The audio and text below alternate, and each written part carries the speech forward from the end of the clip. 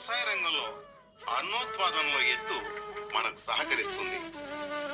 ఆవు సమస్త ప్రపంచంలోని భోజ్య పదార్థాలలో ఒక అద్భుత చమత్కారం. సమీకృత ఆహారమునైన అమృత సమానమైన పాలనిస్తుంది. కాబట్టి మానవ సమాజం ఈ రెండింటిని ఎంతో భక్తి శ్రద్ధలతో పోషిస్తూ ఉంటుంది. ఈ భక్తి శ్రద్ధలు మానవ సమాజంలో ఉన్నందుననే ఆవులు, ఎద్దులు ఎక్కడైనా స్వేచ్ఛగా యథేచ్ఛగా విహరించగలుగుతున్నాయి. అమ్మ తల్లుల వంటి ఆవులింటింటిలో గదుపులై అమృతంబు పిడుక చేసి కండ బింకము సూపి కొండలై నన్ను మోసి కలుములందిచ్చు గిత్తలను పెంచి